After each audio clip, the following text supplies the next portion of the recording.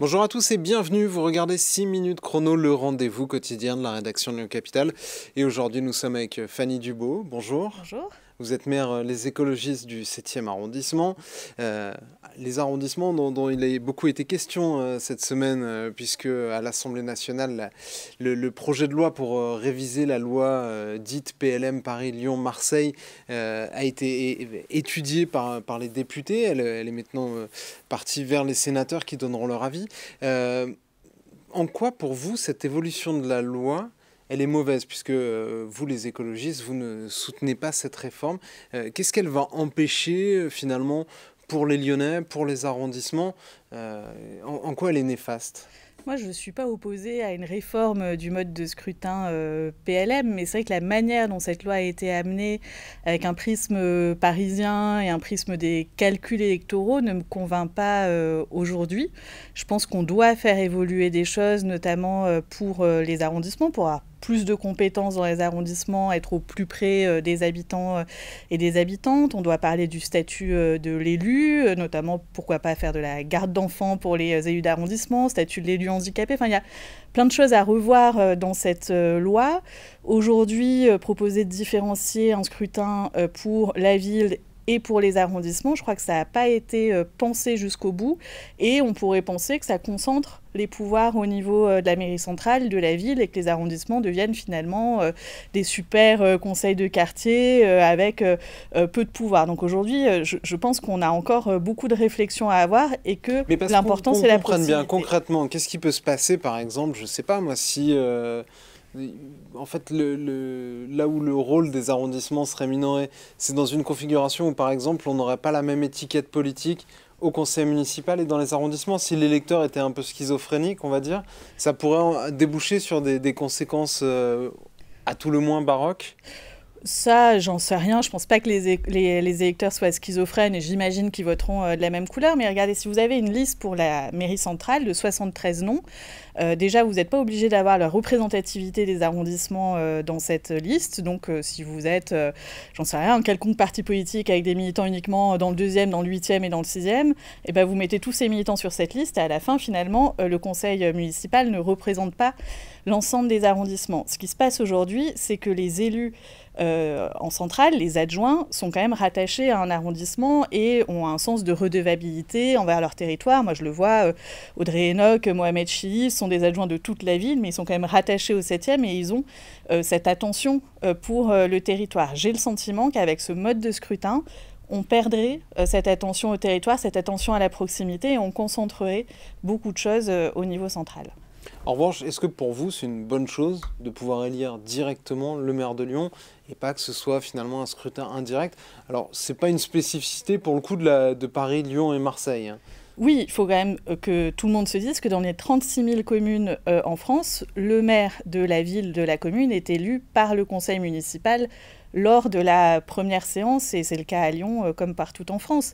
Après, qu'on se pose la question de le nombre de voix par arrondissement ou au niveau de la ville, que ce soit le plus représentatif possible, je pense que oui, mais je pense qu'il faut vraiment élargir le débat. Est-ce que pour vous, c'est du bidouillage, de la tambouille électorale?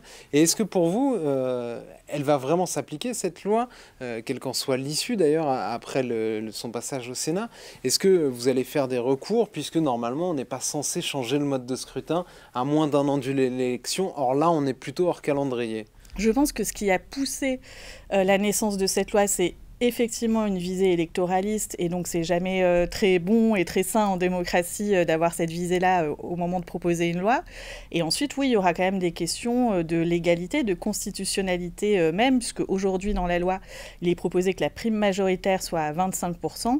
Or, elle est à 50% pour toutes les autres communes de France. Donc on crée finalement une inégalité entre les différentes communes.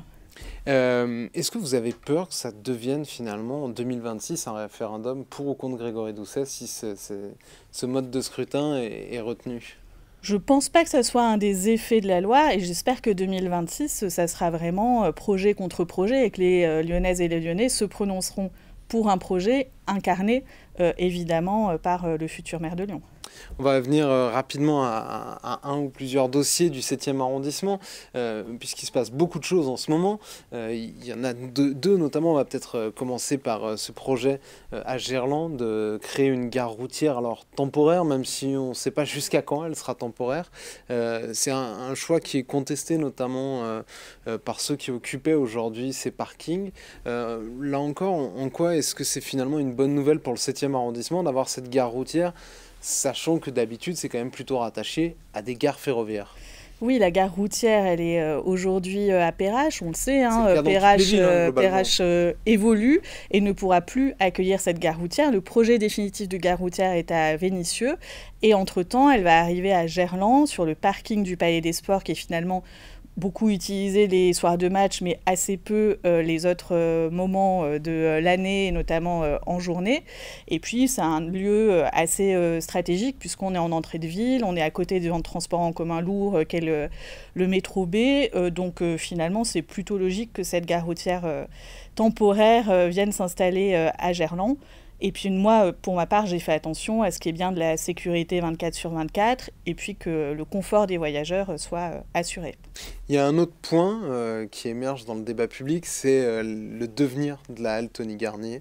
Des travaux ont été validés par la ville de Lyon, mais pour un montant qui paraît dérisoire compte tenu de la taille du site et de ce qu'il faudrait investir pour que le site finalement on retrouve une seconde jeunesse. Est-ce que vous êtes inquiète sur le devenir de cette halle Tony Garnier qui en plus fait maintenant face à la concurrence de la LDLC Arena?